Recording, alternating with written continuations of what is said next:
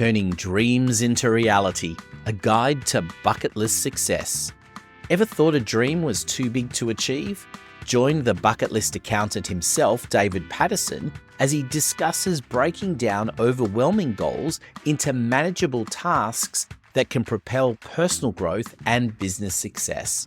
He shares a real-life example of a client planning a once-in-a-lifetime trip to America to achieve what once seemed impossible.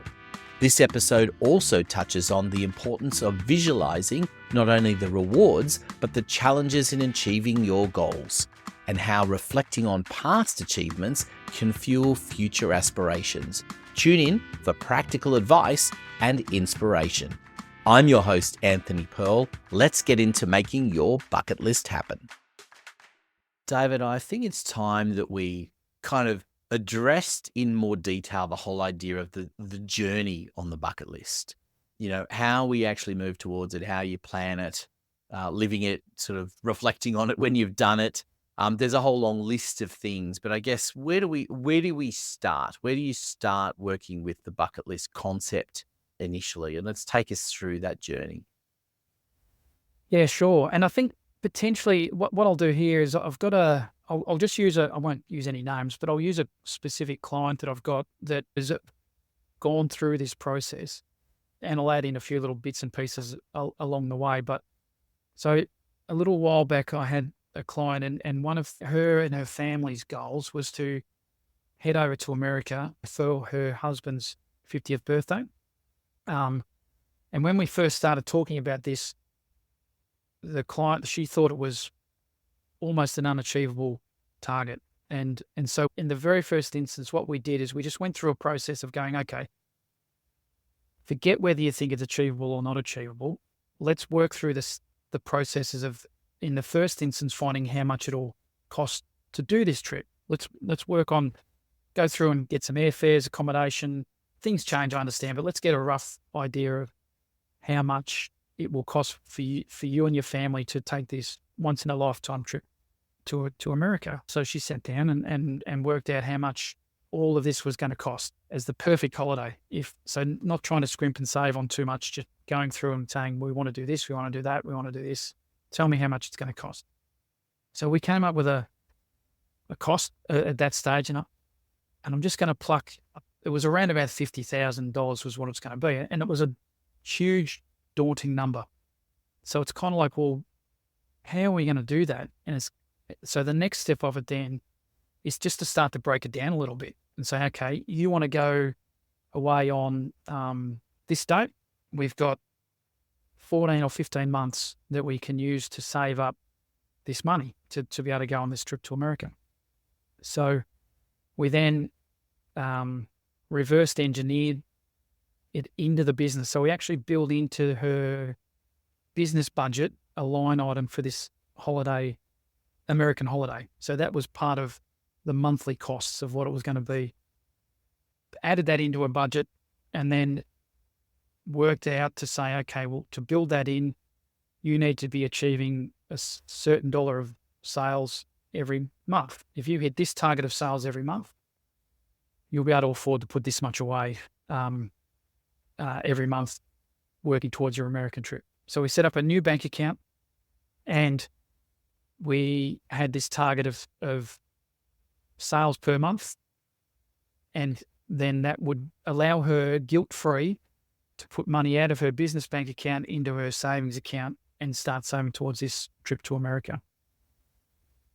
So what that did is that it gave real purpose and meaning to being able to grow her business from this level of sales, which wouldn't have allowed her to achieve the savings in time, to this level of sales. And she knew that every month, if she didn't hit the target, she wasn't allowed to put as much away for a trip to America as she needed to. So there was a real purpose and a bit of an extra drive behind growing the business, rather than just saying, I want to have 15 or 20% growth in revenue with no reason behind it. So this gave it real purpose. And at that stage, we were meeting every month in the early stages to try and get this thing happening. And the first question that I was asking every time we had the meeting was, how much have you managed to put away this month into your bank account. So it was a real focus on her business performance every month, because this was the really important thing that she wanted to achieve. So we just did this every month, just chipped away. And she actually rang me about 6 weeks ago and said, guess what? And she said, we've booked our flights. We've got enough money. We've booked our flights. We're going. And the excitement in her voice and the enjoyment that you took out of the fact that something that she thought was completely unachievable probably 6 months earlier is suddenly becoming a reality. And it just puts a massive perk in your step. It really makes you understand that the purpose of why you're in business is to achieve these things as you go along. So it's been a really fantastic journey, which is still continuing, but to be able to see a client achieve what they thought wasn't really achievable, because what we'd done is we'd broken it down into bite-sized chunks that were achievable. The amount of growth that she had to have in her business wasn't enormous. She didn't have to come up with the whole amount all at once. It's a gradual thing. We've had some hiccups along the way where some months weren't high enough, so she just couldn't put that money away. But it created extra drive to pick that back up again, because and the whole family knew what was going on. So the whole family knew that the plan was, we're going to take this holiday. So they kind of were able to buy into it and sort of offer encouragement and be understanding when it was mum's business. So be understanding when mum had to work a bit more because we had this holiday to America planned. So it's been that concept of chunking it down and breaking it up and putting it into the business plan and making it a focus each time we catch up to meet has really helped it drive along. And they're going to be, in 2 or 3 months' time, they're going to be over in America having the holiday of a lifetime. It's such a great story, and such a good way of demonstrating what it can achieve. I want to divert a little bit within this context for just a moment and say, and I don't know what that particular person's scenario is, but many businesses employ people, and when you're putting little bits aside and for something like a holiday like that, how important is it do you keep it from the team? Do you address it as just being a personal, that it's a personal goal and it's really not really any of their business? Or is it something that you should introduce into the concept of what they're doing? And I guess, backed onto that is your role as an accountant looking after a small business like that. Is there a role that you have to play in that mix as well? Yeah, I think, well, in this scenario in particular, this is a relatively small business that we're talking, but the team that she had knew that she was saving for this trip and knew that all this was happening. So they were aware of the fact that we needed to hit certain targets so that the owner could have a personal goal and a personal outcome. But I mean, the other thing that happens with the growth of a business is that the team members they've got their own personal goals. So, as a business owner, if you can develop a form of understanding of some of the things that they're wanting to achieve in their personal life, and again, it's up as far as they're willing to share what they want to do, of course. But it allows you as a business to help them towards that as well.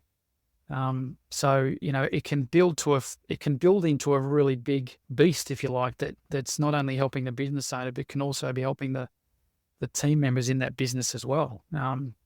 Because then everyone's getting to share in the growth and the expansion of the business, because it's everyone's involvement and input that's helping you grow. The team are helping the business grow, and the team are helping the business owner achieve this goal, but at the same time, the business is helping them achieve their goals if they're willing to share what it is that they're looking to do. This podcast is brought to you by bucketlistaccounting.com.au. Speak to David Patterson and his team if you want to take better control of your life and business, helping small business owners like you be successful designing the life of your dreams. Go to bucketlistaccounting.com.au or check out the show notes for more information. Now back to the program. I love that. So let's pull it apart for everyone. Let's start from the beginning. How do you come up with the bucket list initially? And then I just want to work through about just getting some key items on there and what those steps are, because there's elements of cost and timing and all, and as you've talked about in previous episodes about visualization as well. Let's just tick off those things that people should be doing if they're wanting to implement something like this kind of idea of a bucket list. Yeah, I think, the first thing I think that's important is to come up. So the first part of it for me is effectively like a brainstorming session. So have a big piece of paper sitting in front of you and just write everything down that comes into your mind. Don't, in the first instance, forget cost, forget time, forget how old you are, forget all of that, and then just write down all the things that come into your head about the things that you'd like to do in your lifetime. Nothing's too silly, nothing's too big, and nothing's too small. Get everything down that you could possibly think of that you want to do just in a massive brain dump onto a piece of paper. Once you've got that process done and out of your head and onto a piece of paper, you can then sort through it a little more systematically and sort of refine it over time and come up with the items that are really important to you. Some of the things that you really, really want to do and don't want to get to the end and I wish I had have done that. Which that could take 3 or 4 goes at getting it down from a massive brain dump into a sort of a slightly more refined selection. And they can be broken down into different areas. You can have sort of travel, hobbies. You might have a philanthropy bend that you want to be able to give back to the community or give back to something, or have a charitable cause that you want to help or get involved with. Get them all down and then start to prioritize those ones, the ones that are big and expensive, and start to get a feel for how much it's going to cost to be able to achieve it. Look at some of the items that are on your bucket list and even allocate sort of when you would like to do it. There are certain things that are probably better done when you're younger. Older people can still do them, but something like jumping out of an aeroplane, given that it was World Skydiving Day last weekend, jumping out of an aeroplane generally probably more done when you're a bit younger. So let's factor that in at a younger age. I know someone who did it for their 50th, but well, that's young. That's I don't know anymore. That's young. And look, you do see people that are in their 80s and 90s doing it, but you know, as bodies start to age and little ailments kick in, some of these physical aspects, you may want to climb to base camp on Everest. Probably better to factor that in at a younger age. But I think it's a matter of getting a feel and an idea for what's involved in each of these items and start to block them into a period of your life when you think you can achieve them. And then I was never a big one on manifesting or visualization. But I think now that plays a really important role in keeping some of these items front of mind and the visual stimulus that it gives you when you see it up on the wall every day. But the other thing as well, and I got this from a Mel Robbins podcast, which I'd never heard before, and it was brilliant, is that when you're manifesting and visualizing and having your board with all the pictures on it, don't just put up pictures of all the good stuff. And the example that she had in the podcast was about a marathon.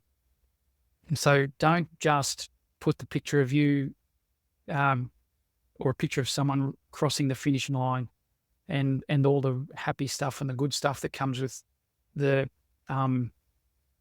benefit of finishing a marathon, or the joy that you get when you finish a marathon.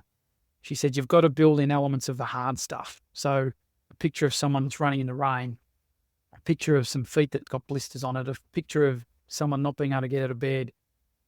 And what that's helping to do is to build in an element of resilience to you that you understand that there's going to be tough times in some of these tasks, to achieve. You're going to have to go through some hard times to achieve running a marathon. You're not just going to rock up and run 42K or whatever it is to run a marathon. And that really struck home to me, that building in the journey to get there as well, and the highs and lows. I think it helps prepare your mind for when something bad happens. Your mind kind of knows it's okay. We've seen this. We can get through it. And I think that's a really important part of manifesting. So I think my initial concept of manifesting was kind of like, if you just think about it and visualize it, it'll come true. But I think it helps your brain when you put in the hard stuff as well. It certainly helps your brain work through the tough times when they come. I love that. And I think off the back of that is also the concept that once you've finished it, you don't want to just forget about it. You want to keep celebrating that achievement, and allow that to have a visual reminder of what you've done and achieved in the past, right? So it's important that you don't just move to the next item on the bucket list. You actually remember what's on there already. Absolutely. And I think this is, for me, it's probably the most important aspect of the whole concept of the bucket list, and that is the memories that you create by doing these things. And again, you can't do some things early, but the earlier you can do these things, the longer the memories last, and the greater the memory that you have down the track. I mean, as an example, I did a parachute jump when I was 21. That's a few years ago now, but I can still remember it. Like, it's still as vivid as I can remember getting to the airport. I can remember that it was a cloudy day. I can remember hanging around the hangar waiting for the clouds to clear. I can remember mine was a tandem jump, so I can remember the professionals packing and unpacking their chute while we were waiting, to go up. I can remember the nerves building as the hours went past, and I can remember hopping into the airplane and there being a loose screw on the floor of the airplane, and one of the other guys sort of joking about wondering where this came from and hoping that it wasn't important. And then remembering climbing up to 10,000 feet, hanging over the edge, waiting to jump, and then jumping, and the thrill of the free fall, and then the silence as the parachute opened up. That for me is 31 years ago. But it's a memory, and the exciting part of it is I probably hadn't thought of that for 10 years prior to the weekend just gone, which was, I think, the Saturday or the Sunday was World Skydiving Day, and suddenly this memory comes flooding back of this experience. And I think that's the most important part of having a bucket list and actually actively ticking them off, because it just creates a memory from the day you do it till the day you die. It's just, to me, that's the biggest part of it. I, concur with that, and I shared this with you off air, but for everyone, a little tip. The great thing about iPhones now is that you can have a background, which everyone's got, but you can now choose to select photos from an album. And we went on a holiday a year ago and had, I don't know how many hundreds of photos, probably into over 1,000 photos, and that were just on my phone. I've put them all into a little album, and it now randomly selects every hour. It changes the image that sits on the background of my phone. So every time I look at it, there's a different image, a different memory that comes flashing back. And I've been doing, and it's great. Every day you relive a little part of it. Yep. Just takes you back there. And every time you see a new photo, a little smile comes onto your face, and it just makes whatever you're doing at the time a little bit easier to do, because you part of you's thinking about that, and it puts you in a much better frame of mind to be able to do whatever task you've got to do at the time. And to get moving towards the next item on the bucket list, right? Get moving. That's right. And at the same time, not forgetting the ones that you've done. The Bucketlist Accountant podcast is brought to you by David Patterson and his team at Bucketlist Accountant. Go and visit their website for more information, details, of course, in the show notes.